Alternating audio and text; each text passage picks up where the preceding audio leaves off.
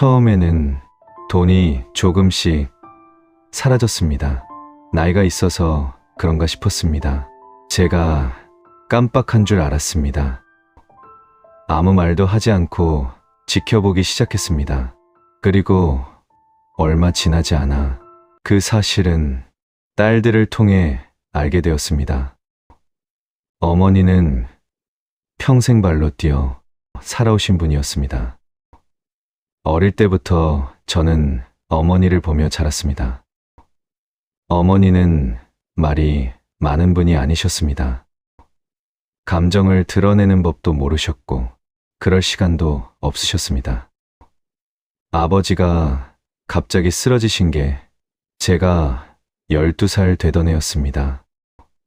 그때부터 어머니는 혼자셨습니다. 저희 셋을 먹이고 입히고 가르쳐야 하셨습니다. 처음에는 작은 부동산 사무실 하나였습니다. 동네 한복판, 창문도 좁고 간판도 낡은 그 사무실에서 어머니는 매일 아침 가장 먼저 문을 여셨습니다. 늦게까지 불을 끄지 않으셨습니다. 그때 저는 학교가 끝나면 종종 그 사무실에 들렀는데 어머니는 항상 서류를 들여다보고 계셨습니다. 돋보기를 끼고 숫자를 짚어가며 전화가 오면 짧고 단호하게 말씀하셨습니다. 계약서 확인하셨어요? 다시 보세요. 금액이 틀렸어요. 실수를 허용하지 않으시는 분이셨습니다. 상대방의 실수도 당신의 실수도 절대 용납하시지 않으셨지요. 그 작은 사무실이 커졌습니다. 10년이 지나면서 어머니는 그 동네에서 모르는 사람이 없는 분이 되셨습니다. 아파트 계약, 상가 계약, 큰 금액이 오가는 자리에서 어머니의 이름이 자주 불렸습니다. 어머니는 교육을 많이 받으신 분이 아니었지만 숫자를 보는 눈이 있으셨습니다. 계약서 한 장을 앞에 놓으면 어디가 불리한지 어디가 빠져 있는지 말하지 않아도 아셨습니다. 한 번은 제가 직접 본 일이 있었습니다. 제가 22살 되던 해 어머니 사무실에 손님이 오셨습니다. 중년 남자분이셨는데 서류를 탁자 위에 펼치며 한참을 설명하셨습니다. 수익률이 어떻고 이치가 어떻고 지금 아니면 기회가 없다는 말을 빠르게 쏟아내셨습니다. 저는 그 말이 그럴싸하게 들렸습니다. 어머니는 듣는 내내 아무 말씀이 없으셨습니다. 서류를 한 장씩 넘기셨습니다. 돋보기를 고쳐 쓰시고 마지막 장에서 손가락을 멈추셨습니다. 여기요. 남자분이 고개를 기울이셨습니다. 이 조항 때문에 계약 못합니다. 남자분이 당황하셨습니다. 어머니는 표정 하나 바꾸지 않으셨습니다. 서류를 반으로 접어 그분 쪽으로 미시며 말씀하셨습니다. 수정에 오시면 다시 보겠습니다. 그분은 수정해 오지 않으셨습니다. 나중에 알고 보니 그 조항이 문제가 돼서 비슷한 계약을 맺은 분들이 소송에 휘말렸다고 했습니다. 어머니는 그냥 보이셨던 겁니다. 저희는 셋이었습니다. 그리고 저보다 2살 아래인 둘째 여동생과 막내 남동생입니다. 아버지가 안 계신 집에서 자랐지만 어려웠던 기억이 많지는 않습니다. 어머니가 그렇게 만들지 않으려고 하셨기 때문이었습니다. 학원을 보내주셨고 먹는 것에서 아끼지 않으려 하셨습니다. 대신 감정적인 대화는 많지 않으셨습니다. 어머니는 힘들다는 말을 하지 않으셨습니다. 저희에게도 하지 말라고 가르치셨습니다. 힘들다고 말해도 아무것도 바뀌지 않아 그 말을 들을 때마다 저는 그게 맞는 말이라고 생각하면서도 왠지 쓸쓸한 기분이 들었습니다. 저와 여동생은 결혼하고 각자의 삶을 꾸렸습니다. 저는 어머니 사무실 근처에 살았고 여동생은 차로 40분쯤 되는 곳에 살았습니다. 막내 동생만 어머니 곁에 남아 있었습니다. 결혼도 안 했고 일도 제대로 하지 않았습니다. 어머니는 그게 늘 마음에 걸리시는 것 같았지만 날로 꺼내지는 않으셨습니다. 동생은 어릴 때부터 달랐습니다. 저와 여동생은 어머니 눈치를 보며 자랐습니다. 무언가 사달라는 말을 쉽게 하지 못했습니다. 그런데 동생은 달랐습니다. 어릴 때부터 원하는 것을 말하는데 거리낌이 없었습니다. 어머니는 그게 귀여우셨던 것 같습니다. 늦둥이처럼 키우셨습니다. 그 버릇이 어른이 되어서도 남았습니다. 동생은 30이 넘어서도 돈이 필요하다는 말을 어렵지 않게 했습니다. 처음에는 소액이었습니다. 차 수리, 쇼핑 비용까지, 거기에 친구 결혼 축의금까지도 어머니에게 손을 내밀었습니다. 어머니는 그때마다 군말 없이 주셨습니다. 제가 옆에서 고기에 걱정이 됐지만 어머니는 자기가 벌었으니 자기가 준다고 하셨습니다. 내 아들한테 내가 주는데 내가 왜 걱정이야. 그 말에 저는 더 이상 말을 잇지 못했습니다. 그때는 그 정도였습니다. 큰 문제가 아니라고 생각했습니다. 어머니가 건강하시고 사무실이 잘 돌아가고 모든 게 제자리에 있을 때는 그냥 그런 가족이라고 생각했습니다. 그래도 각자 제 자리를 지키고 있는 가족이라고, 그게 언제까지 이어지겠어라고 생각했습니다. 어머니가 처음 이상한 모습을 보이신 건 그로부터 몇 년이 지난 뒤였습니다. 그때까지 어머니는 여전히 사무실에 나가셨고 계약서를 보시는 눈도 여전하셨고 주름이 깊어지셨지만 걸음걸이는 빠르고 말은 지금도 짧고 단호하셨습니다. 그냥 나이 드시는 거라고 생각했습니다. 아무도 그게 시작이라고 말해주지 않았습니다. 동생 이야기를 하려면 조금 멀리서부터 시작해야 합니다.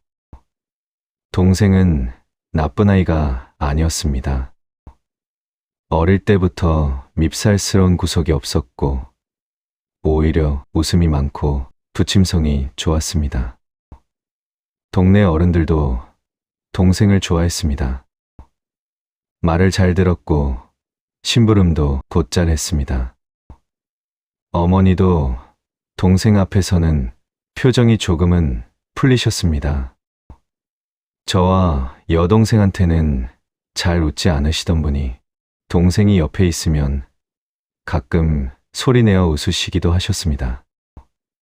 문제는 그게 너무 오래 이어졌다는 겁니다. 동생은 고등학교를 졸업하고 나서도 강양을 잡지 못했습니다. 대학을 가겠다고 했다가 안 가겠다고 했고 취업을 하겠다고 했다가 몇 달 만에 그만뒀습니다. 이유는 늘 비슷했습니다.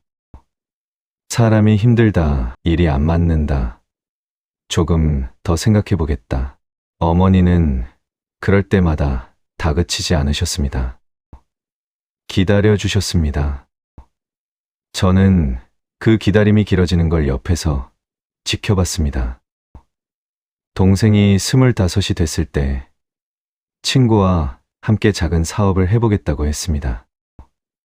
어머니한테 돈을 빌려달라고 했습니다. 금액은 3천만 원이었습니다. 어머니는 빌려주신 게 아니라 그냥 주셨습니다. 제가 그 얘기를 나중에 들었을 때 뭔가 말씀드리고 싶었지만 참았습니다. 어머니가 원하셔서 하신 일이었으니까요. 그 사업은 반년도 안 돼서 흐지부질했습니다. 동생은 그 뒤로도 몇 가지를 더 시도했습니다. 온라인으로 뭔가를 팔아보겠다고 했고, 유튜브를 해보겠다고도 했습니다. 할 때마다 초반에는 열심히 하는 것 같았습니다. 그런데 두세 달이 지나면 언제 그랬냐는 듯 조용해졌습니다. 어머니는 그때마다 뭐라고 하지 않으셨습니다. 동생이 30이 됐습니다. 그때도 동생은 어머니 집에 살고 있었습니다. 따로 나가겠다는 말을 한 적이 없었습니다. 어머니도 나가라고 하지 않으셨습니다. 집에 있으면 밥이라도 같이 먹는다고 하셨습니다. 저는 그 말이 조금 쓸쓸하게 들렸습니다. 어머니한테 동생이 그만큼 의지가 되고 계셨구나 싶었습니다. 그런데 그 무렵부터 돈 얘기가 조금씩 달라졌습니다. 예전에는 소액이었습니다. 그런데 동생이 30을 넘기면서 금액이 커지기 시작했습니다. 한 번에 몇 천만 원에서 억 단위까지. 이유도 점점 다양해졌습니다. 친구한테 잠깐 빌려줬다 바로 받을 거라고도 하고, 아는 형이 좋은 자리 소개해줘서 보증금이 필요하다, 이번 한 번만 도와달라고도 했습니다. 어머니는 그때마다 주셨습니다. 저는 어느 날 어머니한테 조심스럽게 여쭤봤습니다. 엄마, 동생한테 돈 자주 주시는 거 알고 계세요? 얼마나 됐어요? 어머니는 잠깐 생각하시더니 말씀하셨습니다. 그냥 필요하다고 하면 주는 거지. 내 돈인데. 그래도 액수가 작지 않잖아요. 내가 신경 쓸 일 아니야. 대화는 거기서 끊겼습니다. 저는 더 이상 말을 이을 수가 없었습니다. 어머니가 화가 나신 건지, 그냥 그 대화를 끝내고 싶으신 건지 알 수가 없었습니다. 어머니는 원래 그런 분이셨습니다. 속을 잘 보여주지 않으셨습니다. 그 뒤로도 동생은 종종 돈을 달라고 했고, 어머니는 계속 주셨습니다. 제가 나중에 어림잡아 계산해 봤을 때 동생이 30이 넘고 나서 어머니한테 받아간 돈이 적어도 몇 천만 원은 될 것 같았습니다. 정확한 금액은 알 수 없었습니다. 어머니가 기록을 남겨두신 것도 아니었고, 동생이 말을 하는 사람도 아니었으니까요. 저는 그게 불편했지만 제 일처럼 나서기가 어려웠습니다. 어머니가 허락하신 일이었고, 어머니 돈이었습니다. 제가 끼어들면 괜히 가족 사이에 금이 가는 것 같았습니다. 여동생도 비슷한 생각이었습니다. 우리끼리 얘기할 때 가끔 걱정이 된다고 했지만 어머니한테 직접 말씀드리기는 어렵다고 했습니다. 그렇게 시간이 흘렀습니다. 동생이 32살이 되던 해에 여자친구가 생겼습니다. 처음에는 그냥 그런가 보다 했습니다. 동생도 이제 나이가 됐으니 자연스러운 일이라고 생각했습니다. 어머니도 반기시는 것 같았습니다. 동생이 결혼을 하면 좀 정착하지 않을까 기대하시는 것 같았습니다. 그 여자친구가 나중에 며느리가 됐습니다. 처음 만났을 때 인상은 나쁘지 않았습니다. 조용하고 말수가 적고 어머니한테 깍듯하게 대했습니다. 어머니도 마음에 들어 하시는 것 같았습니다. 밥도 같이 먹고 명절에도 얼굴을 비쳤습니다. 그때는 그냥 평범한 시작이라고 생각했습니다. 나중에 돌이켜보면 그 시작이 조금 달랐던 것 같기도 합니다. 그런데 그때는 몰랐습니다. 보이는 것만 봤고 보이지 않는 것은 생각하지 않았습니다. 동생은 그때도 일을 하고 있지 않았습니다. 동생이 여자친구를 처음 데려온 날을 아직도 기억합니다. 그날은 어머니 생신 때였습니다. 특별히 가족끼리 모이는 자리는 아니었고, 동생이 어머니에게 밥 한번 같이 먹자고 해서 저도 자리에 끼게 됐습니다. 동생이 여자친구를 데려온다는 말은 전날 밤에 문자로 들었습니다. 짧게 그냥 한 줄이었습니다. 누나, 내일 자리에 나 여자친구 데려가도 돼? 저는 괜찮다고 했습니다. 어머니한테도 미리 말씀드렸습니다. 어머니는 별 반응이 없으셨습니다. 그냥 와서 보면 되지 하시고 마셨습니다. 식당에 먼저 도착해서 기다리고 있는데 동생이 들어왔습니다. 옆에 여자가 있었습니다. 키가 작고 머리를 단정하게 묶었고 옷차림이 수수했습니다. 들어오면서 어머니한테 먼저 고개를 숙였습니다. 말보다 인사가 먼저였습니다. 어머님, 처음 뵙겠습니다. 목소리가 조용했습니다. 어머니는 가볍게 고개를 끄덕이시며 앉으라고 하셨습니다. 어색한 자리였지만 그렇게 시작됐습니다. 이름은 정수연이었습니다. 동생보다 2살 아래였고 작은 회사에서 격리 일을 한다고 했습니다. 말수가 많지 않았습니다. 제가 몇 가지 물어봤을 때 짧게 대답했고 먼저 나서서 말을 꺼내는 일이 없었습니다. 음식이 나오면 어머니 앞에 먼저 놓았고 수저도 먼저 챙겼습니다. 밥을 다 먹고 나서 어머니가 화장실에 가셨습니다. 동생이 저한테 눈짓을 했습니다. 어떠냐고 묻는 눈빛이었습니다. 저는 괜찮은 것 같다고 했습니다. 실제로 나쁘지 않았습니다. 조용하고 예의 바른 인상이었고 적어도 겉으로 보기에는 무난했습니다. 어머니가 돌아오셨을 때 수연 씨가 먼저 일어나서 어머니 자리를 당겨드렸습니다. 어머니가 잠깐 그 사람을 보셨습니다. 아무 말씀도 안 하셨지만 표정이 조금 부드러워지신 것 같았습니다. 그날 헤어질 때 어머니는 동생한테 따로 말씀하셨습니다. 다음에 또 데려와. 그날 이후로 수연 씨를 자주 데려왔습니다. 한 달에 한 번, 2달에 한 번, 올 때마다 빈손으로 오지 않았습니다. 어머니가 좋아하시는 과일을 사오거나 작은 반찬 하나를 만들어서 가져오기도 했습니다. 대단한 것은 아니었지만 그 정도면 충분했습니다. 어머니는 조금씩 수연 씨를 편하게 대하기 시작하셨습니다. 어머니가 사람을 편하게 대하신다는 건 쉬운 일이 아니었습니다. 어머니는 원래 낯선 사람한테 마음을 잘 여시는 분이 아니셨습니다. 그런 어머니가 수연 씨 앞에서는 조금 달라지셨습니다. 같이 드라마 얘기를 하시기도 했고 가끔은 요리 얘기도 하셨습니다. 저는 그게 좋아 보였습니다. 동생이 드디어 자리를 잡으려나 싶었습니다. 제대로 된 사람을 만나서 이제 좀 달라지지 않을까 기대했습니다. 여동생도 비슷하게 생각했습니다. 우리끼리 통화하면서 동생 여자친구가 괜찮은 것 같다고 했습니다. 그렇게 2사람이 만난 지 1년이 조금 넘었을 때 결혼 얘기가 나왔습니다.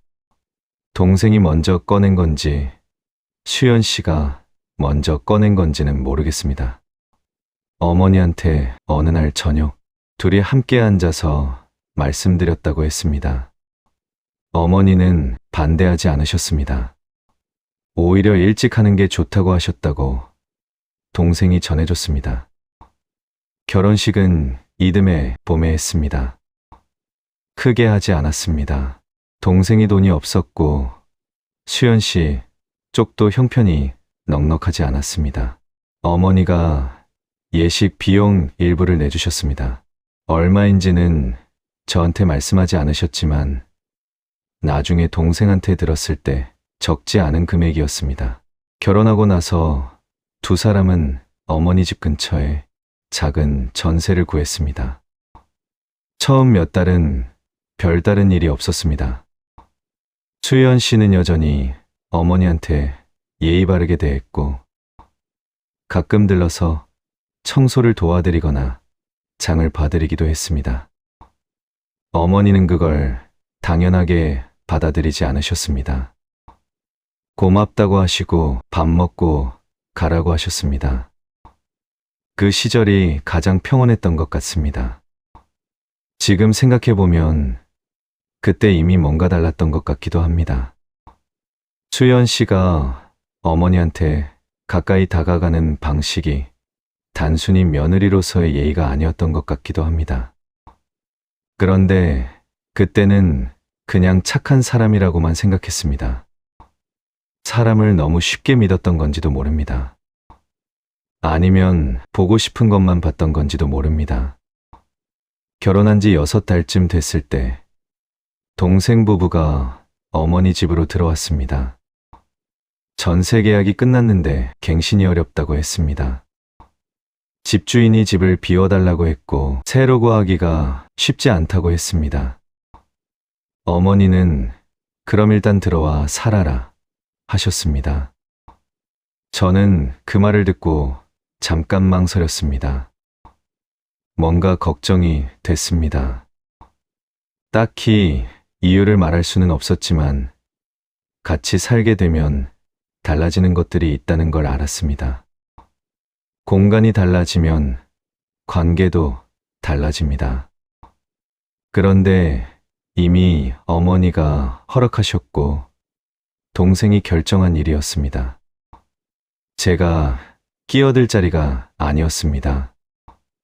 동생 부부가 어머니 집으로 들어온 건 그해 가을이었습니다. 그리고 그때부터 아주 천천히 눈에 잘 띄지 않는 속도로 무언가가 달라지기 시작했습니다. 처음에는 그냥 나이 드시는 거라고 생각했습니다. 동생 부부가 들어온 뒤로 어머니는 전보다 조금 더 조용해지셨습니다. 사무실에 나가시는 날도 줄었고 저녁에 일찍 주무시는 날이 많아졌습니다.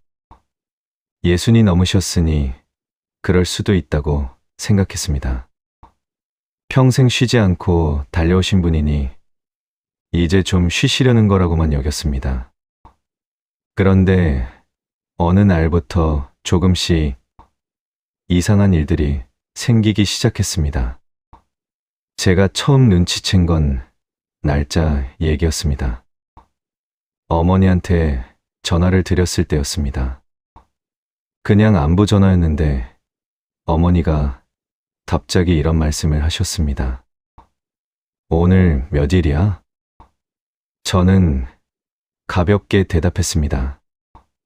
15일이요. 왜요? 벌써 이번 달이 왜 이렇게 빨리 가지? 그 정도는 저도 그냥 넘겼습니다. 바쁘게 사시다 보면 날짜 감각이 흐려질 수 있으니까요. 저도 가끔 그런 날이 있으니까요. 그런데 며칠 뒤에 또 같은 질문을 하셨습니다. 오늘 며칠이라고 했지? 그때도 대수롭지 않게 넘겼습니다. 그냥 깜빡하신 거라고 생각했습니다. 그 다음에 제가 이상하다고 느낀 건 사무실에서였습니다. 어머니는 그 즈음에도 주 사나흘은 사무실에 나가고 계셨습니다. 오래된 단골 손님들이 있었고 완전히 손을 놓기가 싫으신 것 같았습니다. 그런데 사무실 직원한테서 연락이 왔습니다. 어머니랑 같이 일하던 분이었는데 조심스럽게 말씀하셨습니다. 따님, 죄송한데요. 사장님이 요즘 가끔 같은 말씀을 2번씩 하실 때가 있어서요. 저는 그 말을 듣고 잠깐 멈췄습니다. 같은 말을요? 네, 방금 하신 말씀을 또 하시는 경우가 있어요. 한두 번이면 괜찮은데 요즘 좀 자주 그러셔서요. 별일 아닐 수도 있는데 그냥 말씀드리는 게 나을 것 같아서요. 전화를 끊고 나서 한동안 가만히 있었습니다. 별일 아닐 수도 있다고 생각하려고 했습니다. 피곤하신 거다. 요즘 잠을 못 주무신 거다. 나이가 있으시니 그럴 수 있다. 여러 가지로 생각해 봤습니다. 그런데 어딘가 마음에 걸렸습니다. 그 주 주말에 어머니를 뵈러 갔습니다. 겉으로 보기에는 멀쩡하셨습니다. 밥을 차려주셨고 이것저것 말씀도 하셨습니다. 동네 얘기, 날씨 얘기, 사무실 얘기, 평소랑 다르지 않으셨습니다. 저는 안심이 됐습니다. 직원분이 너무 예민하게 느끼신 건가 싶었습니다. 그런데 밥을 먹고 나서 어머니가 물으셨습니다. 너 오늘 밥 먹었어? 저는 방금 같이 밥을 먹었습니다. 엄마, 저 방금 여기서 먹었잖아요. 어머니가 잠깐 멈추셨습니다. 그러고는 웃으셨습니다. 아, 그랬나? 내가 깜빡했네. 웃으셨지만 그 웃음이 어색했습니다. 민망함을 감추시려는 것 같은 웃음이었습니다. 저는 그냥 같이 웃었습니다. 그 순간을 크게 만들고 싶지 않았습니다. 집으로 돌아오는 길에 여동생한테 전화를 했습니다. 엄마 요즘 좀 이상한 것 같지 않아? 여동생은 잠깐 말이 없다가 대답했습니다. 나도 느꼈어. 저번에 통화하는데 아까 한 말을 또 하시더라고. 근데 그냥 피곤하신 거 아닐까? 그럼 좋겠는데. 우리는 그 이상 말을 이어가지 않았습니다. 둘 다 무언가를 느끼면서도 그걸 말로 꺼내는 게 두려웠던 것 같습니다. 말로 꺼내면 현실이 되는 것 같았습니다. 그 뒤로도 비슷한 일들이 반복됐습니다. 어머니가 아침에 드신 걸 점심때 또 드시려고 하셨다는 얘기를 동생한테 들었습니다. 동생은 대수롭지 않게 말했습니다. 그냥 바쁘셔서 그런 것 같다고. 저는 그 말이 조금 이상하게 들렸습니다. 어머니는 바쁘신 게 아니라 점점 사무실에 덜 나가고 계셨으니까요. 결정적인 건 계약서 사건이었습니다. 어머니가 오래된 단골 손님의 매매 계약을 진행하셨는데 계약서에 금액을 잘못 적으셨습니다. 금액이 틀렸다는 게 아니라 같은 금액을 두 군데에 다르게 적으신 겁니다. 한쪽은 3억 2천이었고 다른 쪽은 3억 5천이었습니다. 손님이 먼저 발견하고 연락을 해왔습니다. 어머니가 그런 실수를 하신 적이 없었습니다. 계약서를 볼 때만큼은 2번, 3번 확인하시는 분이셨습니다. 상대방 실수는 바로 잡아내시면서 당신 서류는 틀린 적이 없던 분이셨습니다. 그 얘기를 전해 들었을 때 저는 가슴 한쪽이 묵직해지는 것을 느꼈습니다. 어머니한테 직접 여쭤보지는 못했습니다. 어떻게 말씀드려야 할지 몰랐습니다. 엄마, 요즘 기억이 좀 이상한 것 같아요. 그 말이 입에서 나오지 않았습니다. 어머니가 어떤 표정을 지으실지, 혹시 상처받지는 않으실지, 아니면 화를 내시지는 않을지 여러 생각이 겹쳤습니다. 그 사이에 동생 부부는 어머니 집에서 생활하고 있었습니다. 수연 씨가 어머니 곁에 있었습니다. 밥도 같이 먹고 집안일도 돕고 어머니가 가실 때 같이 다녔습니다. 저는 그게 다행이라고 생각했습니다. 혼자 계시는 것보다는 낫다고 생각했습니다. 그 생각이 틀렸다는 걸 나중에야 알았습니다. 그때 저는 옆에 있어드려야 했습니다. 더 자주 찾아뵙고 더 가까이서 살펴봤어야 했습니다. 그런데 저는 제 일상을 핑계로 한 발짝 물러서 있었습니다. 그 한 발짝이 나중에 얼마나 큰 거리가 됐는지 그때는 알지 못했습니다. 어머니의 기억은 그 무렵부터 조금씩 빠져나가고 있었습니다. 소리도 없이 흔적도 없이 어머니가 처음으로 수연 씨한테 통장을 맡기신 건 아주 자연스러운 흐름처럼 보였습니다. 계기는 작은 일이었습니다. 어머니가 은행에 가셔야 할 일이 생겼는데 그날따라 몸이 좋지 않으셨습니다.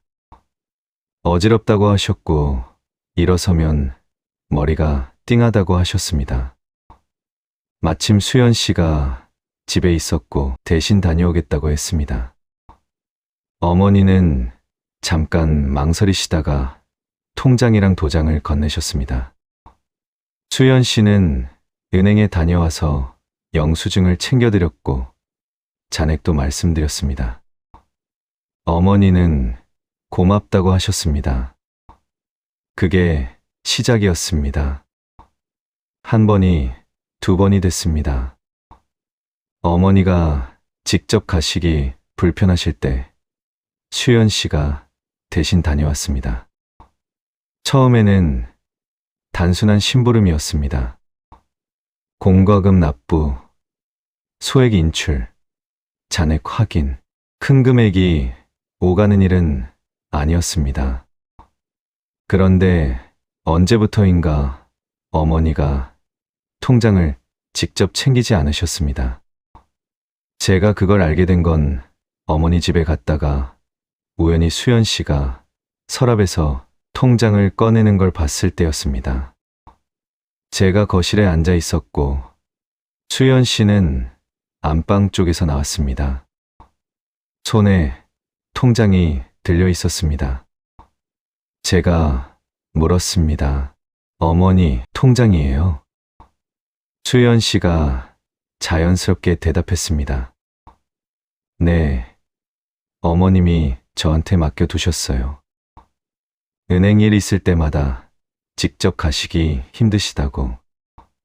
저는 그 순간 뭔가 말하고 싶었습니다.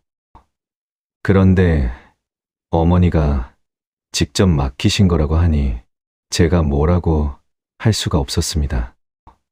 괜히 예민하게 구는 것처럼 보일까봐 그냥 넘겼습니다. 나중에 어머니한테 여쭤봤습니다.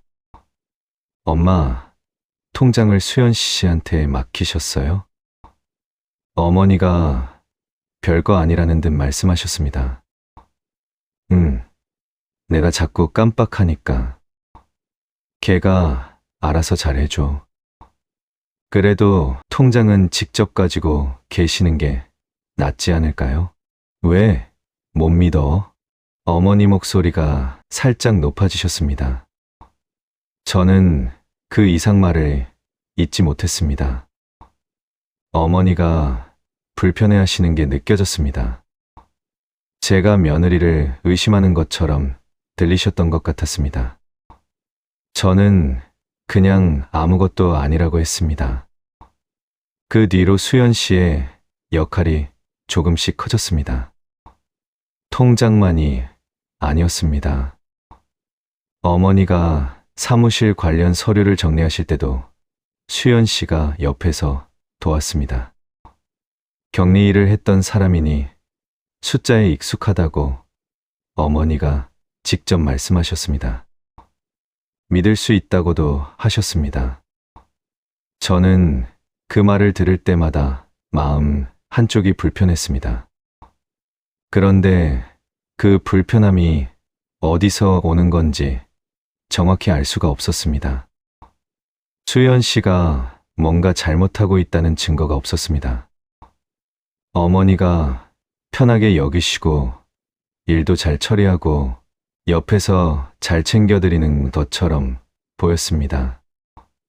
제가 예민한 건지 아니면 정말 뭔가 있는 건지 그 경계가 흐릿했습니다. 어느 날 저녁 여동생한테 전화를 했습니다. 언니, 나도 좀 이상하다고 생각했어. 그런데 어머니가 좋아하시잖아. 그게 오히려 더 걱정되는 거야. 여동생이 잠깐 말이 없다가 물었습니다. 혹시 도장은 어디 있는지 알아? 저는 몰랐습니다. 어머니가 평소에 도장을 어디에 두시는지 제가 신경 쓴 적이 없었습니다. 어머니가 알아서 관리하시는 거라고 생각했으니까요. 그 다음에 어머니 집에 갔을 때 슬쩍 여쭤봤습니다. 엄마, 도장은 어디 두세요? 어머니가 잠깐 생각하시더니 말씀하셨습니다. 수연이한테 있지 않나? 아니면 서랍에 있거나 정확하게 모르신다는 거였습니다. 당신 도장이 어디 있는지를. 저는 그날 집에 돌아오면서 계속 그 말이 머릿속에 맴돌았습니다. 어머니가 평생 계약서를 다루셨던 분이었습니다. 도장 하나가 얼마나 무거운 의미를 가지는지 누구보다 잘 아시는 분이셨습니다. 그 도장이 지금 어디 있는지 모르신다는 게 단순한 깜빡임으로 느껴지지 않았습니다. 그 무렵 사무실 얘기도 달라지기 시작했습니다. 어머니는 그때쯤 사무실에 거의 나가지 않으셨습니다. 직원분이 혼자 운영하다시피 했고 큰 계약은 들어오지 않았습니다. 오래된 단골들이 가끔 연락을 해왔지만 어머니가 직접 응대하시는 일이 줄었습니다.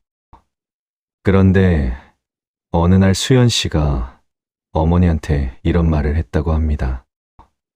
어머님, 사무실 계약건이 있으면 제가 같이 가드릴게요. 혼자 다니시기 힘드시잖아요.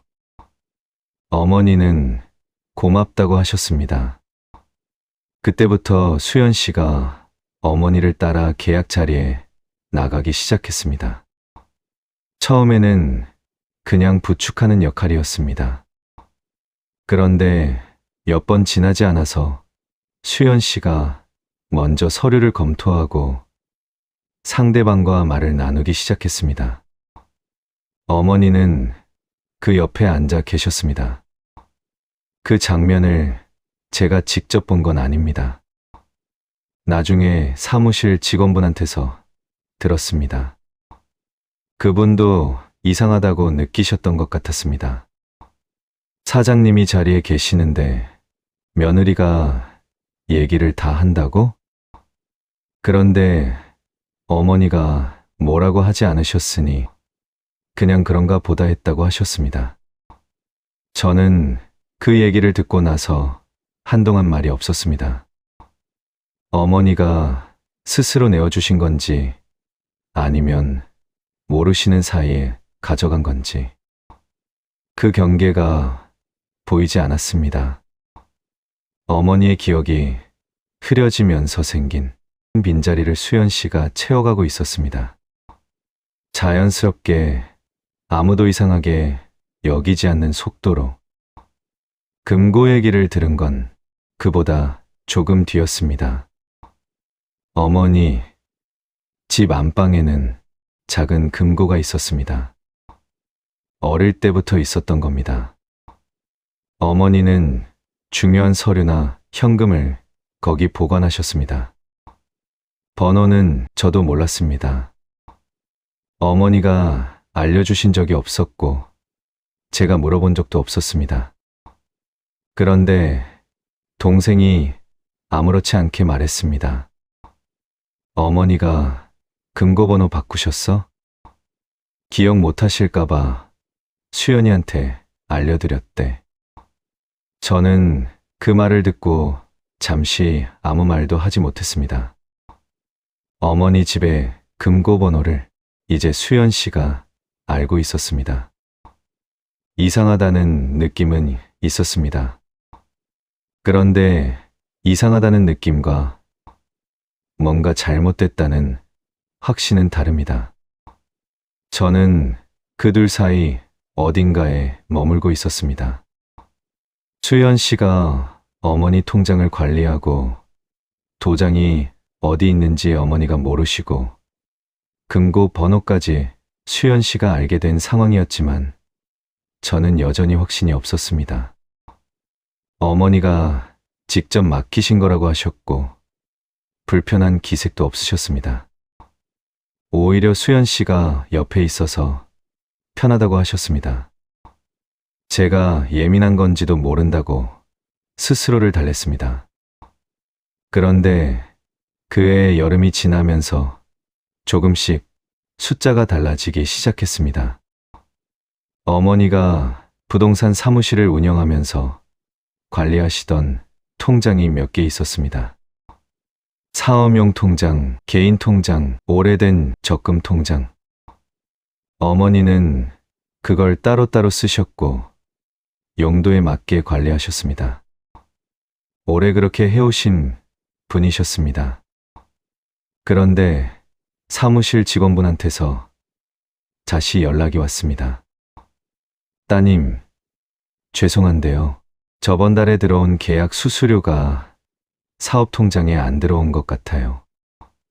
제가 잘못 본 건지 모르겠는데 확인이 좀 필요할 것 같아서요. 저는 그 말을 듣고 바로 어머니한테 연락을 드렸습니다. 엄마, 사무실 통장 확인해 보셨어요? 지난달 수수료가 안 들어왔다고 하던데요. 어머니가 잠깐 말씀이 없으시다가 대답하셨습니다. 수연이한테 물어봐. 걔가 알 거야. 저는 그 말이 마음에 걸렸지만 일단 수연 씨한테 연락을 했습니다. 수연 씨는 차분하게 대답했습니다. 아, 그거요. 어머님이 개인 통장으로 받으시겠다고 하셔서요. 제가 거기로 입금 처리했어요. 어머니가 직접 그렇게 말씀하셨어요? 네. 사업 통장은 나중에 세금 신고할 때 복잡하다고 하시면서요. 저는 그 설명이 그럴싸하게 들렸습니다. 어머니가 그런 판단을 하실 수도 있겠다 싶었습니다.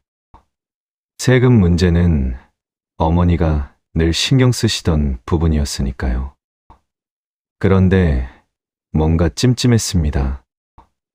어머니한테 다시 여쭤봤습니다. 엄마, 수수료를 개인 통장으로 받으라고 하셨어요? 어머니가 잠깐 생각하시는 것 같았습니다.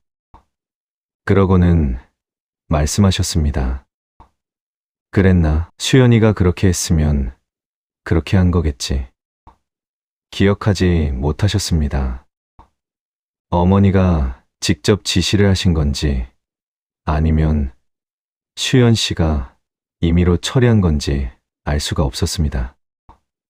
어머니가 기억을 못하시니 확인할 방법이 없었습니다. 저는 그날 여동생한테 전화를 했습니다. 언니, 나 이거 그냥 넘기면 안 될 것 같아. 여동생도 심각하게 들었습니다. 얼마야? 그건 아직 몰라. 그런데 사업 통장에 들어와야 할 돈이 개인 통장으로 갔대. 수연 씨가 처리했다는데 어머니는 기억을 못 하시고 잠깐 침묵이 흘렀습니다. 어머니한테 직접 통장 내역 좀 보여달라고 해볼까? 어머니가 보여주실까? 수연 씨한테 다 맡기셨는데 우리는 그날 결론을 내리지 못했습니다. 증거가 없었습니다. 수연 씨의 설명이 틀렸다는 걸 증명할 수 없었고 어머니는 기억을 못하셨습니다. 우리가 의심한다는 게 드러나면 오히려 가족 사이가 틀어질 것 같았습니다. 그냥 두기로 했습니다. 한 번 더 지켜보기로 했습니다. 그게 실수였습니다. 2달 뒤에 비슷한 일이 또 있었습니다. 어머니가 오래전부터 가지고 계시던 소형 오피스텔이 있었습니다. 직접 사용하시는 건 아니었고 세를 주고 계셨습니다. 매달 월세가 들어오는 구조였습니다. 금액이 크지는 않았지만 어머니가 꼬박꼬박 챙기시던 수입이었습니다. 그런데 사무실 직원분이 또 연락을 해왔습니다. 따님, 오피스텔 세입자분이 이번 달 월세를 납부하셨는데 확인해 보시라고 세입자분이 연락해 오셨어요. 자기는 분명히 보냈다고 하시는데 사장님 계좌 번호가 바뀐 거냐고 여쭤보시더라고요. 계좌 번호가 바뀐 거냐고. 저는 그 말을 듣는 순간 등이 서늘해졌습니다. 바로 어머니한테 달려갔습니다. 어머니는 거실에 앉아 TV를 보고 계셨습니다. 저는 최대한 침착하게 여쭤봤습니다. 엄마, 오피스텔 월세 받는 계좌번호 바꾸셨어요? 어머니가 고개를 갸웃하셨습니다. 바꿨나? 왜? 세입자분이 계좌번호가 바뀐 것 같다고 하셔서요. 수연이한테 물어봐. 내가 뭘 바꿨는지 잘 모르겠어. 저는 수연 씨를 찾았습니다. 수연 씨는 부엌에 있었습니다. 수연 씨, 어머니 오피스텔 월세 계좌번호 바뀐 거 알아요? 수연 씨가 잠깐 저를 봤습니다. 그러고는 말했습니다. 아, 그거요. 어머님이 관리하기 편하게 하나로 모으시겠다고 하셔서요. 제가 쓰는 통장으로 일단 받고 나중에 정리해 드리려고요. 제가 쓰는 통장으로? 저는 그 말을 듣고 잠깐 아무 말도 하지 못했습니다. 수연 씨 통장으로요? 네. 어머님도 아시고요. 어머님이 통장 여러 개 관리하시기 힘드시다고 하셔서요. 목소리는 차분했습니다. 표정도 흔들리지 않았습니다. 제가 이상하게 여기는 게 오히려 이상한 것처럼 느껴질 정도였습니다. 저는 어머니한테 다시 여쭤봤습니다. 엄마, 월세를 수연 씨 통장으로 받으라고 하셨어요? 어머니가 잠깐 생각하시더니 말씀하셨습니다. 수연이가 편하게 해준다고 했던 것 같은데 내가 헷갈려서 그게 전부였습니다. 어머니는 기억이 정확하지 않으셨고 수연 씨는 어머니가 허락하셨다고 했습니다. 저는 그 사이에서 아무것도 할 수 없었습니다. 집에 돌아오는 길에 머릿속이 복잡했습니다. 한 번이라면 실수일 수 있습니다.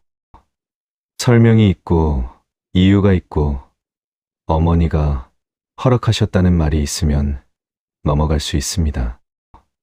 그런데 2번이었습니다. 어머니 돈이 어머니 통장이 아닌 곳으로 흘러가는 일이 2번 있었습니다.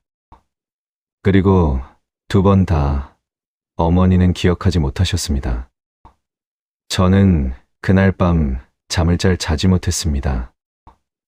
내가 너무 예민한 건지 아니면 정말 무언가가 시작된 건지 그 생각이 밤새 머릿속에서 떠나지 않았습니다. 다음 날 아침 여동생한테 문자를 보냈습니다. 우리 이제 제대로 확인해 봐야 할 것 같아. 제대로 확인해 보자고 했지만 막상 어디서부터 시작해야 할지 몰랐습니다. 어머니한테 직접 통장 내역을 보여달라고 하면 수연 씨한테 물어보라고 하실 게 뻔했습니다. 수연 씨한테 물어보면 어머니가 허락하셨다는 말이 돌아올 게 뻔했습니다. 어머니는 기억을 못 하시고 수연 씨는 차분하게 설명하고 그 구조가 이미 굳어져 있었습니다. 여동생이랑 며칠 동안 통화를 했습니다. 일단 어머니 통장 내역을 직접 확인할 방법을 찾아보자고 했습니다. 어머니가 직접 은행에 가셔서 내역을 뽑아오실 수 있는지 아니면 저희가 함께 가드릴 수 있는지. 그런데 어머니한테 그 얘기를 꺼내는 것 자체가 쉽지 않았습니다. 수연 씨가 집에 항상 있었으니까요. 기회를 기다렸습니다. 그러던 어느 날 수연 씨가 친정에 다녀온다고 하루 자리를 비운다는 얘기를 들었습니다. 저는 그날 오전에 어머니 집으로 갔습니다. 여동생도 왔습니다. 오랜만에 셋이서 밥을 먹었습니다. 밥을 먹고 나서 여동생이 먼저 꺼냈습니다. 엄마, 저희 엄마 통장 좀 같이 확인해 봐도 될까요? 요즘 이것저것 정리 좀 해드리고 싶어서요. 어머니가 잠깐 저희를 번갈아 보셨습니다. 왜? 무슨 일 있어? 아니요, 그냥 정리 차원에서요. 적금이나 이런 것들 한번 살펴보려고요. 어머니는 잠시 생각하시더니 일어나셨습니다. 안방으로 들어가셨다가 통장 2개를 들고 나오셨습니다. 2개였습니다. 저는 그 순간 뭔가 이상하다고 느꼈습니다. 어머니가 관리하시던 통장이 여러 개라는 걸 알고 있었으니까요. 사업용으로 2~3개, 개인용으로 2~3개, 적금 3~4개. 그런데 가져오신 건 2개뿐이었습니다. 엄마, 통장이 이게 전부예요? 수연이가 나머지는 정리해준다고 가지고 있어. 저와 여동생은 눈을 마주쳤습니다. 일단 있는 2개를 살펴봤습니다. 개인 통장 내역을 펼쳤습니다. 어머니가 옆에서 같이 보셨습니다. 저는 천천히 내역을 훑었습니다. 수입은 들어오고 있었습니다. 오피스텔 월세도 사무실 수수료 일부도 보였습니다. 그런데 지출 쪽에서 눈에 걸리는 게 있었습니다. 한 달에 2~3번씩 비슷한 금액이 빠져나가고 있었습니다. 200만 원, 300만 원. 계좌 이체였는데 받는 계좌 이름이 낯설었습니다. 엄마, 여기 이체된 계좌가 누구 거예요? 어머니가 내역을 보셨습니다. 글쎄, 수연이가 생활비 쓴다고 했던 것 같은데. 생활비가 한 달에 200에서 300이에요. 어머니가 멈추셨습니다. 그게 그렇게 많이 나갔어? 모르고 계셨습니다. 저는 계산을 해봤습니다. 내역이 보이는 기간만 따져도 수백만 원이 넘었습니다. 그것도 이 통장에서만. 수연 씨가 가지고 있는 나머지 통장에서는 얼마가 빠져나갔는지 알 수 없었습니다.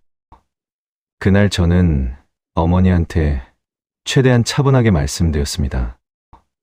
엄마, 나머지 통장도 저희가 같이 확인해 보면 안 될까요? 수연 씨한테 달라고 해보면 어떨까요? 어머니가 잠깐 생각하시더니 말씀하셨습니다. 걔가 잘 관리하고 있을 거야. 괜히 의심하는 거 아니야? 의심하는 게 아니라 그냥 어머니 거니까 어머니가 알고 계셔야 한다는 거예요. 어머니는 대답이 없으셨습니다. 그날 결론은 나지 않았습니다. 어머니가 수연 씨한테 직접 통장을 달라고 하시겠다고는 하셨지만 그 말씀을 얼마나 기억하실지 알 수가 없었습니다. 저와 여동생은 집을 나서면서 낮은 목소리로 얘기했습니다. 우리가 직접 움직여야 할 것 같아. 그로부터 며칠 뒤였습니다. 사무실 직원분한테서 연락이 왔습니다. 이번에는 목소리가 전과 달리 조금 떨렸습니다. 따님, 저 드릴 말씀이 있는데요. 좀 심각한 얘기예요. 저는 자리에 앉았습니다. 말씀하세요. 며칠 전에 계약 건이 하나 있었거든요. 오래된 단골 손님 땅 매매 건이었는데요. 사장님이 계약서에 도장을 찍으셨거든요. 그런데 제가 그 자리에 없었어요. 나중에 계약서 사본을 보게 됐는데 직원분이 잠깐 말을 멈추셨습니다. 계약서에 사장님 이름이랑 도장이 있긴 한데 받는 계좌가 사장님 계좌가 아니에요.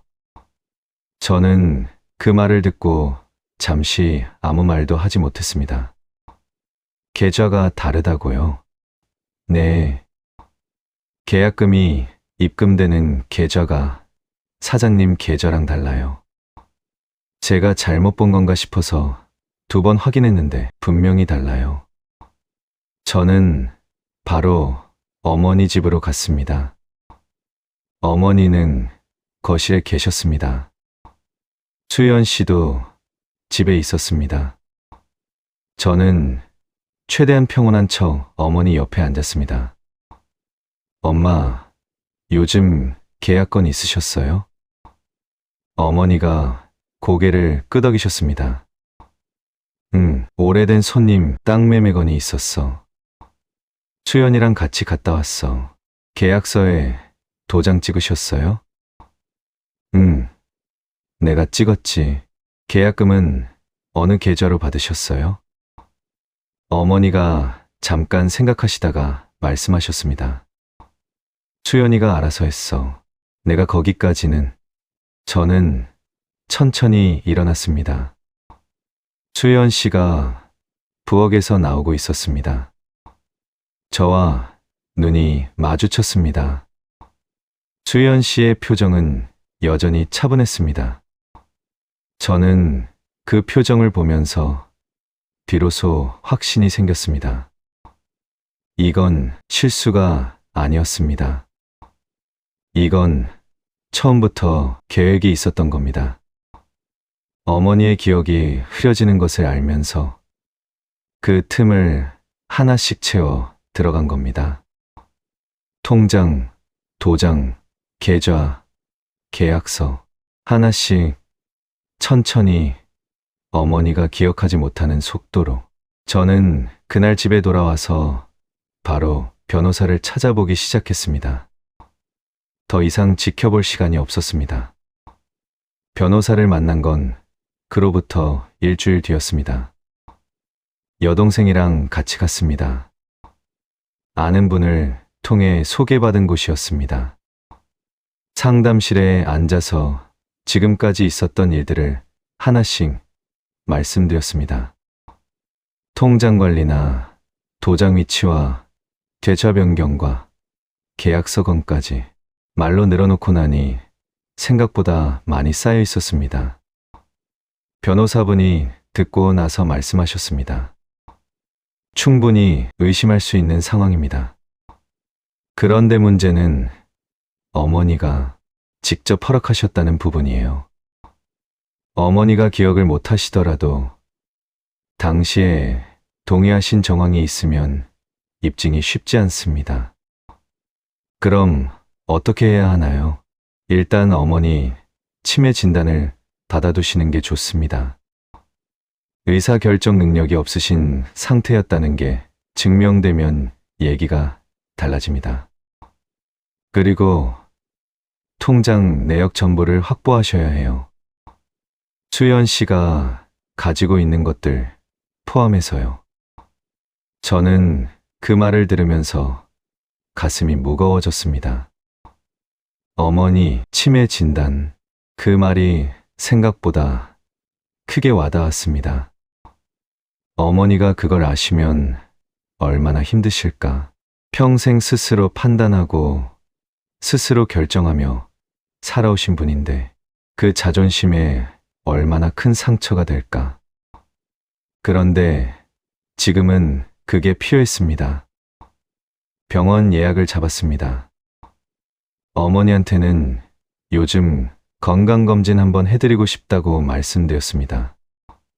기억력 검사도 포함된 거라고, 나이 드시면 다들 한 번씩 해보신다고.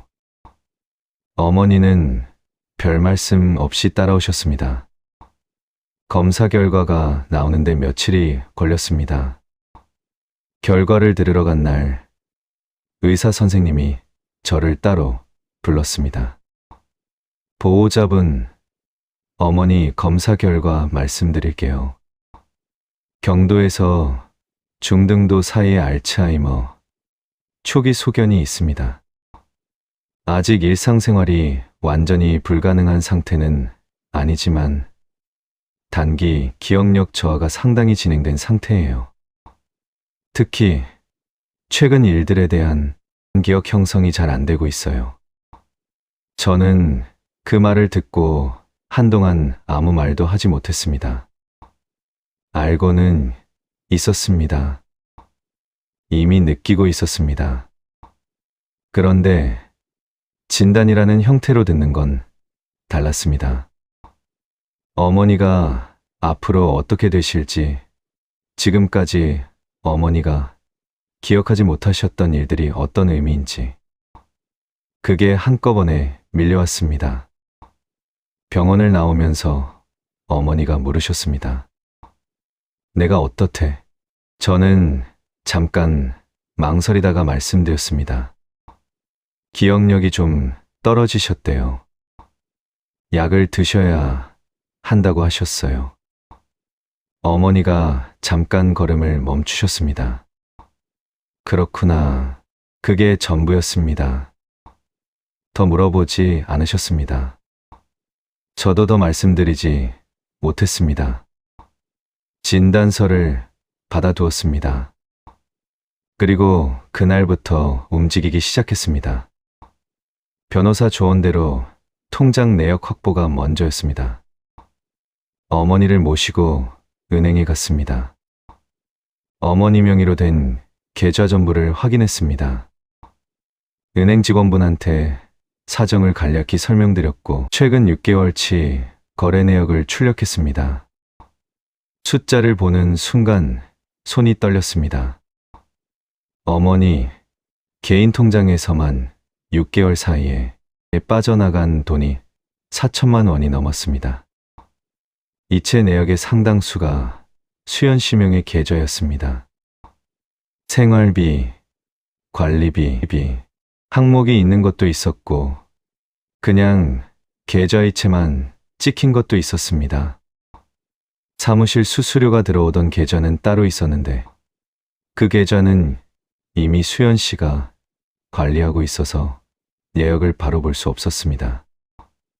은행에 요청해서 어머니 명의로 된 계좌 전부의 내역을 받아내는데 시간이 더 걸렸습니다. 그 내역까지 합치면 금액은 더 컸습니다. 여동생이 그 숫자를 보면서 말했습니다. 언니, 이게 말이 돼? 저는 대답하지 못했습니다. 이제 동생한테 얘기를 해야 할 때였습니다. 동생을 따로 불러냈습니다. 카페에서 만났습니다. 통장 내역 일부를 보여줬습니다. 동생은 처음에 말이 없었습니다. 천천히 종이를 들여다봤습니다. 이게 다 수연이 계좌로 간 거야? 응, 어머니가 허락하신 거 아니야. 어머니가 기억을 못 하셔. 진단도 받으셨어. 알츠하이머 초기래. 동생 얼굴이 굳었습니다. 그래도 어머니가 당시에 동의하신 거잖아. 저는 그 말을 듣고 잠깐 동생을 봤습니다. 너 지금 수연 씨 편드는 거야? 동생이 고개를 저었습니다. 편드는 게 아니라 괜히 가족끼리 법적으로 가면 다 힘들어지잖아.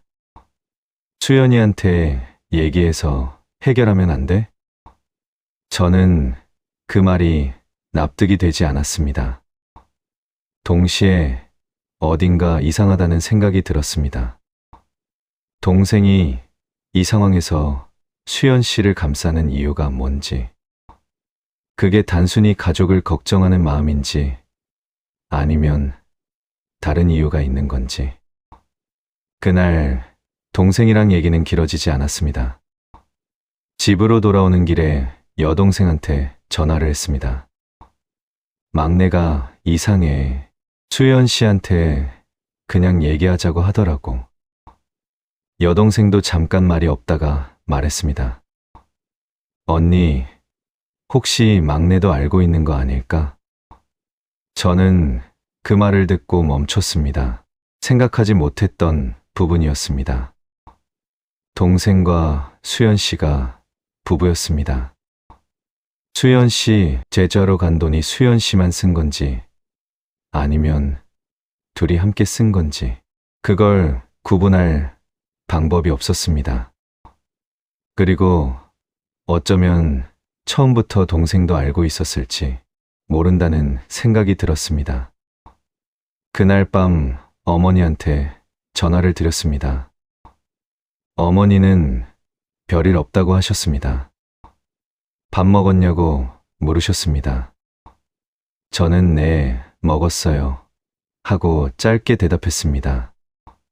전화를 끊고 나서 한동안 가만히 있었습니다. 어머니는 지금 그 집에 계셨습니다. 수연 씨랑 동생이랑 같은 지붕 아래에서 어머니는 무슨 일이 일어나고 있는지 정확히 모르고 계셨고 저는 멀리서 이걸 들여다보고 있었습니다. 더 늦으면 안 된다는 생각이 들었습니다. 어머니를 그 집에서 나오게 해드려야 한다는 생각이 먼저였습니다. 증거를 모으는 것도 중요했지만 지금 이 순간에도 어머니는 그 집에 계셨습니다. 수연 씨와 동생이 함께 있는 그 공간에서 어머니가 뭔가 이상하다고 느끼시는지 불편하신지 두려우신지 저는 그걸 알 수가 없었습니다. 어머니는 전화를 드려도 별일 없다고만 하셨으니까요. 여동생이랑 상의했습니다. 일단 어머니를 저희 중 한 명 집으로 모셔오자고 했습니다. 이유를 대기가 어려웠습니다. 수연 씨랑 동생이 눈치채지 않게 그러면서도 어머니가 자연스럽게 나오실 수 있도록 여동생이 먼저 움직였습니다. 어머니한테 전화를 드렸습니다. 엄마, 제가 요즘 허리가 안 좋아서요. 며칠만 와서 같이 계셔줄 수 있으세요? 애들도 할머니 보고 싶어 하고. 어머니는 흔쾌히 오시겠다고 하셨습니다. 짐을 챙기시는 건 어머니가 직접 하셨습니다. 수연 씨가 며칠 어디 가시냐고 물었다고 했습니다. 어머니는 딸네 집에 잠깐 다녀온다고 하셨다고 했습니다. 수연 씨는 그러세요 하고 넘어갔다고 했습니다. 어머니가 여동생 집에 가신 날 저도 달려갔습니다. 오랜만에 셋이 같이 앉았습니다. 어머니는 여동생 집 거실 소파에 앉아서 손자들이 뛰어다니는 걸 보고 계셨습니다. 그 집에 있을 때보다 표정이 조금 편해 보이셨습니다. 저는 조심스럽게 말씀을 꺼냈습니다. 엄마, 저희가 요즘 통장 내역 좀 살펴봤는데요. 어머니가 저를 보셨습니다.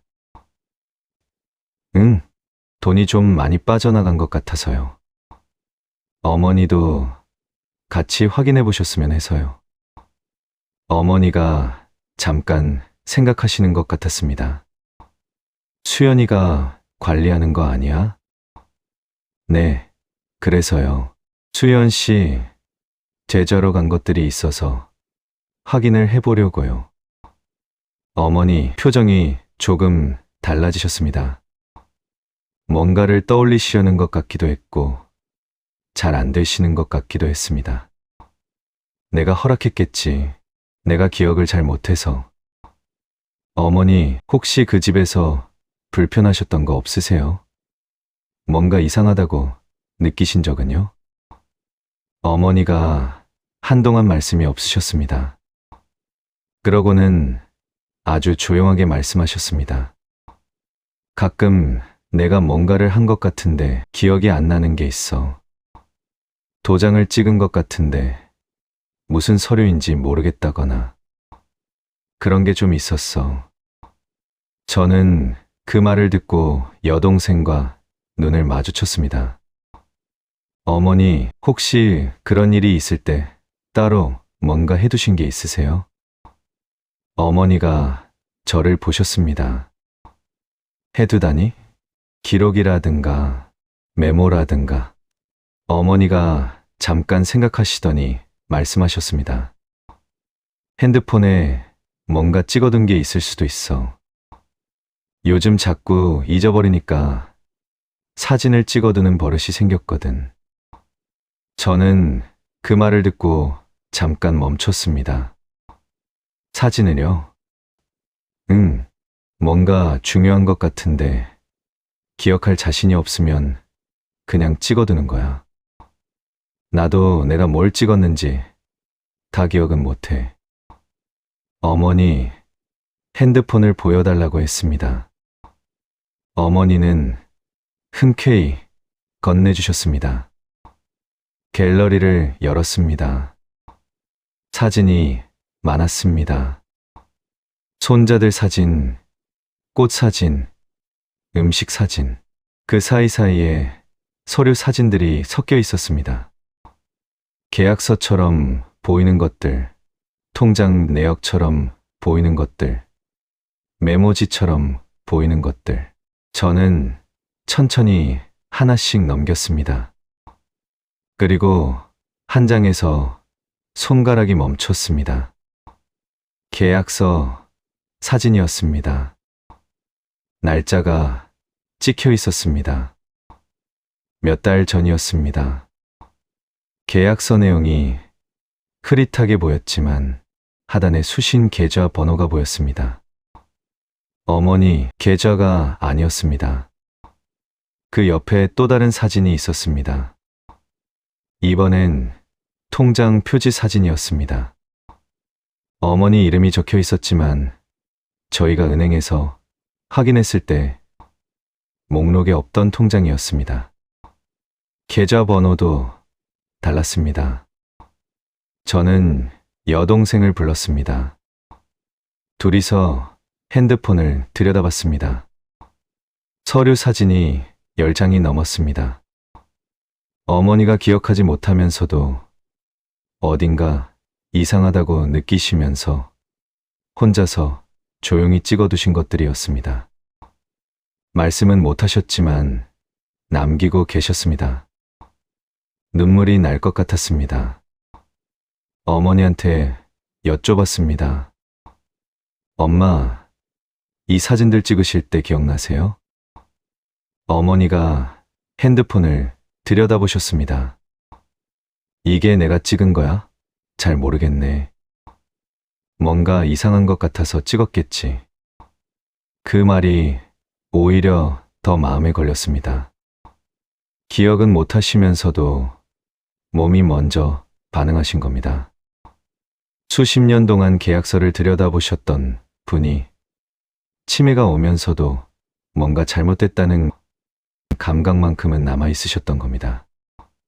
사진들을 전부 저장했습니다. 변호사한테 바로 연락했습니다. 사진 파일을 보내드렸습니다. 변호사분이 검토하고 나서 연락이 왔습니다. 이거 상당히 중요한 자료입니다. 특히 수신 계좌가 다른 계약서 사진, 이게 핵심이에요. 어머니가 직접 찍으셨다는 게 오히려 증거 능력이 있어요. 조작 의도가 없는 자연스러운 기록이니까요. 그리고 며칠 뒤 사무실 직원분한테서 연락이 왔습니다. 따님, 제가 오래전부터 좀 이상하다 싶어서 사무실 CCTV 영상을 따로 보관해뒀어요. 수연 씨가 어머니 도장 가져가는 장면이 찍힌 게 있어요. 어머니한테 보여드리지도 않고 서류 챙겨가는 것도 있고요. 필요하시면 드릴 수 있어요. 저는 전화를 끊고 한참을 가만히 앉아 있었습니다. CCTV 영상이 있었습니다. 어머니 핸드폰 사진이 있었습니다. 통장 내역이 있었습니다. 계약서 사진이 있었습니다. 하나씩 따로 보면 작은 것들이었습니다. 그런데 전부 모이면 달랐습니다. 어머니의 기억이 흐려지는 동안 수연 씨가 무엇을 했는지가 조각조각 남아 있었습니다. 어머니가 기억하지 못하는 사이에도 시간은 기록을 지우지 않았습니다. 변호사한테 모든 자료를 넘겼습니다. 그날 저녁 여동생 집에서 어머니랑 같이 밥을 먹었습니다. 어머니는 맛있다고 하셨습니다. 손자가 옆에서 제잘거렸고 어머니가 웃으셨습니다. 저는 그 웃음을 보면서 생각했습니다. 어머니가 이렇게 웃으실 수 있는 자리를 지켜드려야 한다고. 더 늦기 전에 법적인 절차는 생각보다 길었습니다. 변호사가 움직이기 시작하면서 수연 씨 쪽도 상황을 알아챘습니다. 동생한테서 연락이 왔습니다. 처음에는 화가 많이 난 목소리였습니다. 왜 변호사를 선임했냐고, 가족끼리 왜 이렇게까지 하냐고. 저는 짧게 대답했습니다. 어머니, 돈이 어머니 동의 없이 빠져나갔기 때문이야. 동생이 잠깐 말이 없다가 말했습니다. 수련이가 어머니 허락받고 한 거야. 어머니가 기억을 못 하셔. 진단서도 있어. 그게 다 무효가 된다는 거야? 그건 법원이 판단할 거야. 전화가 끊겼습니다. 그 뒤로 동생은 연락을 잘하지 않았습니다. 수연 씨는 처음에 몇 번 어머니한테 전화를 했습니다. 어머니는 여동생 집에 계셨는데 수연 씨 전화를 받으시면 표정이 굳으셨습니다. 뭐라고 말씀하셨는지는 저한테 정확히 말씀하지 않으셨지만 통화가 짧게 끝났습니다. 어느 날 어머니가 조용히 말씀하셨습니다. 수연이가 억울하다고 하더라. 저는 그 말을 듣고 아무 말도 하지 않았습니다. 어머니는 어떻게 생각하세요? 어머니가 한참 창밖을 보셨습니다. 내가 기억을 못하니까 뭐라고 할 수가 없어. 그런데 도장이 어디 있는지 내가 몰랐던 건 맞잖아. 그게 어머니가 하실 수 있는 말의 전부인 것 같았습니다. 법적인 절차가 진행되면서 몇 가지가 밝혀졌습니다. 수연 씨 계좌로 이체된 금액이 저희가 처음 확인했을 때보다 더 많았습니다. 어머니 명의로 된 통장 중에 저희가 몰랐던 계좌가 하나 더 있었고, 그 계좌에서도 상당한 금액이 빠져나가 있었습니다. 오피스텔 계약건도 문제가 됐습니다. 계약 조건 일부가 어머니한테 불리하게 변경돼 있었는데 수연 씨가 처리한 서류에서 나온 내용이었습니다. 동생 계좌로 간 금액도 있었습니다. 저희가 처음에 걱정했던 대로였습니다. 수연 씨 계좌로 간 돈의 일부가 다시 동생 계좌로 이체된 내역이 있었습니다. 변호사는 둘이 함께 한 것으로 볼 수 있다고 했습니다. 동생한테 그 내역을 보여줬을 때 동생은 한동안 아무 말도 하지 못했습니다. 나는 그게 그렇게 큰 금액인지 몰랐어. 몰랐어? 수연이가 어머니가 주신 거라고 했어. 저는 그 말을 듣고 동생을 오래 바라봤습니다. 믿고 싶은 마음도 있었습니다. 동생이 수연 씨한테 이용당한 것일 수도 있다는 생각도 들었습니다. 그런데 이미 일어난 일이었습니다. 동생이 알고 있었든 몰랐든 어머니 돈이 그렇게 흘러간 건 사실이었습니다. 법원 절차는 오래 걸렸습니다. 중간에 합의 얘기도 나왔습니다. 수연 씨 측에서 일부 금액을 돌려주겠다고 했습니다. 변호사는 선택은 저희한테 달렸다고 했습니다. 저와 여동생은 오래 얘기했습니다. 어머니한테도 여쭤봤습니다. 어머니, 합의하실 의향 있으세요? 어머니가 생각하시다가 말씀하셨습니다. 그 사람들이 잘못한 건 맞지? 네, 그럼 그걸 인정받으면 되는 거 아니야? 돈보다 그게 더 중요한 것 같은데. 저는 그 말이 어머니답다고 생각했습니다. 합의하지 않았습니다. 재판은 계속됐습니다. 어머니 핸드폰 사진, CCTV 영상, 통장 내역, 진단서 하나씩 제출됐습니다. 수연 씨 측은 어머니가 모두 허락하신 것이라고 주장했습니다. 그러나 어머니가 당시 의사결정 능력이 온전하지 않았다는 의료 소견이 뒷받침됐습니다. 결과가 나오는데 오랜 시간이 걸렸습니다. 수연 씨는 횡령 혐의가 인정됐습니다. 동생은 공모 관계로 일부 책임을 지게 됐습니다. 빼간 금액의 상당 부분을 반환하라는 판결이 났습니다.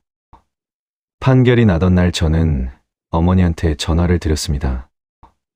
엄마, 판결 났어요. 어떻게 됐어? 어머니가 이기셨어요. 어머니는 한참 말씀이 없으셨습니다. 그렇구나. 그게 전부였습니다. 기쁘다거나 후련하다거나 그런 말씀이 없으셨습니다. 저는 그 침묵이 어떤 의미인지 알 것 같았습니다. 이긴 것이 기쁜 게 아니었습니다. 이기고 싶지 않았던 싸움이었으니까요. 동생과 수연 씨는 그 집을 나갔습니다. 어머니는 혼자 그 집으로 돌아오셨습니다. 제가 처음 며칠을 같이 있어 되었습니다. 거실 창가 쪽 소파에 어머니는 앉으셨습니다. 오래전부터 어머니가 앉으시던 자리였습니다. 햇살이 드는 자리였고 바깥이 보이는 자리였습니다. 어머니는 그 자리에서 한동안 아무 말씀도 안 하셨습니다. 저는 옆에 앉아서 같이 있었습니다. 뭔가 말씀드려야 할 것 같기도 했지만 아무 말도 필요하지 않을 것 같기도 했습니다. 그냥 옆에 있는 것만으로도 충분한 시간이었습니다. 한참 뒤에 어머니가 말씀하셨습니다. 나 밥 먹었나? 저는 웃음이 나올 뻔했습니다. 눈물이 나올 뻔하기도 했습니다. 아직이요. 제가 차려드릴게요. 그래. 어머니가 짧게 대답하셨습니다. 저는 부엌으로 가 냉장고를 열었습니다. 어머니가 좋아하시는 것들을 꺼냈습니다. 국을 끓이면서 저는 생각했습니다. 어머니가 평생 지켜온 것들이 있었습니다. 이 집도, 이 자리도, 이 냄비도 어머니가 혼자서 버티며 만들어 온 것들이었습니다. 그게 한동안 흔들렸습니다. 어머니가 기억을 잃어가는 사이에 가장 가까운 사람들이 그것들을 가져갔습니다. 드세요, 엄마. 어머니가 수저를 드셨습니다. 창밖으로 바람이 지나갔습니다. 어머니는 천천히 드셨습니다. 말씀이 없으셨습니다. 저는 그 옆에 앉아서 같이 밥을 먹었습니다. 아무 말도 없는 식탁이었습니다. 어머니는 지금 어떤 마음, 어떤 생각으로 계실까요? 그런 어머니를 보는 제 마음도 무겁게 느껴졌습니다. 오늘 이야기가 마음에 조금 남으셨다면 구독과 좋아요로 함께 해주시면 감사하겠습니다. 여러분의 작은 응원이 이 채널이 계속 이야기를 전해드리는 힘이 됩니다. 다음 이야기는 다음 주 일요일 밤 9시 30분에 다시 찾아뵙겠습니다. 지금까지 인생사연이었습니다.